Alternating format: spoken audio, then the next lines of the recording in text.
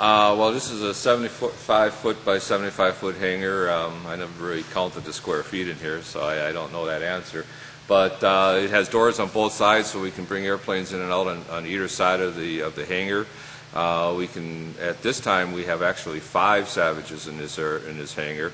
One is you've got them really jammed in here. I mean, we got floats, we got airplanes, just all over the place here.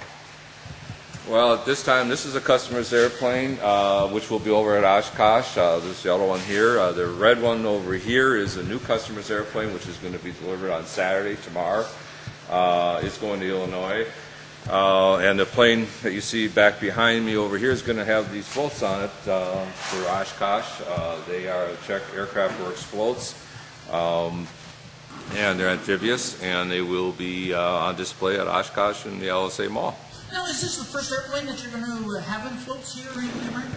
This is the second airplane that's on floats that we have dealt with. There is one in Florida that was sold by the manufacturer 2 years ago, and this airplane that we have put the floats on is up in Bipping, Minnesota.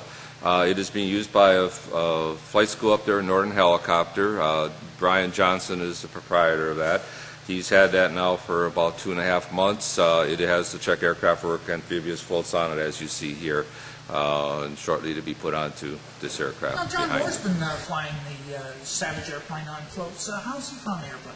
Well, he's actually stated that the aircraft behaves identical to it does on wheels. It has no bad characteristics on floats. That the air speeds are pretty much identical to what the aircraft flies well floats. And that is very lively on floats also. It takes off on water within 400, 500 feet. It is, all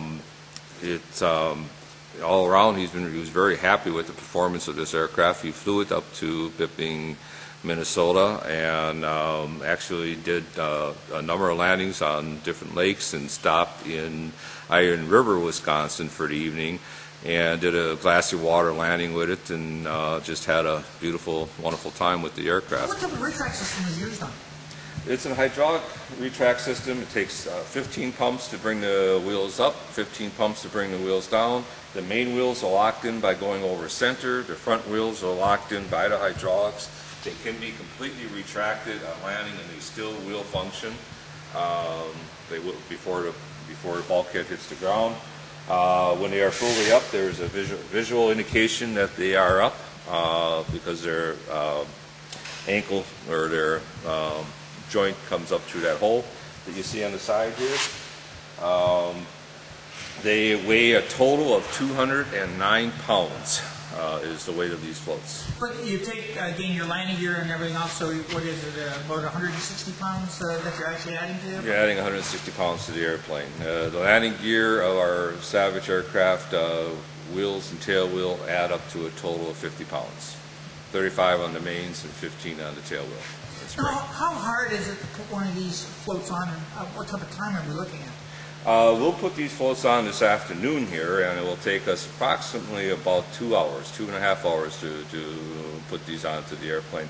There'll be some pre-assembly on these. The cross braces and the braces are not on them yet. Normally they would be on them, and all you have to do is basically wheel the airplane underneath them and connect them. All the lines have a quick connect on them that you can quickly connect and disconnect the hydraulics and the brake lines. The brakes are a disc brake, the same type that's used in other manufacturers of LSAs, and the same type that are used on our standard aircraft. Now, this has also got wingtip vortex reducing generators on it. I don't think that was on the airplane when I saw it at Oshkosh last year either. You're right. The vortex generators were not on this aircraft last year, and we are equipping all of ours with the vortex generators. The main reason for the vortex generators is it makes the stall much more docile on landing. Doesn't really change the stall characteristics in the air, but in a landing configuration and with a nose-up attitude of landing configuration, it does make that stall more docile and more predictable, and therefore, more fun to land.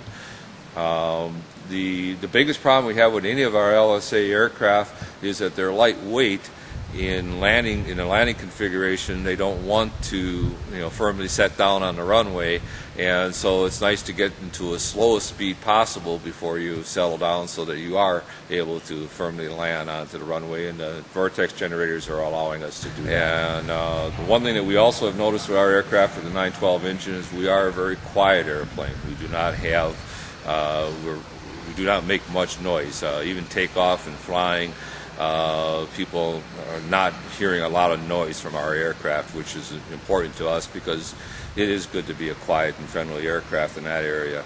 The other thing we've noticed with our aircraft, solo from the front seat, and there is no S-turns required. You can see perfectly out the front of the aircraft and see in front of you, and there's no S-turns required in our Savage Classic or Cruiser aircraft. You mentioned we're going to be putting one of these airplanes on floats. This airplane here has got a couple of modifications on it to make it a better float plane. Well, one of the modifications is a door on both sides, so you have access out of the airplane from either side when you're docking it. That's important. This aircraft can be flown with the doors open, has no characteristic changes when you fly it with the door open. The one restriction is you cannot be over 70 knots. You have to stay below 70 knots.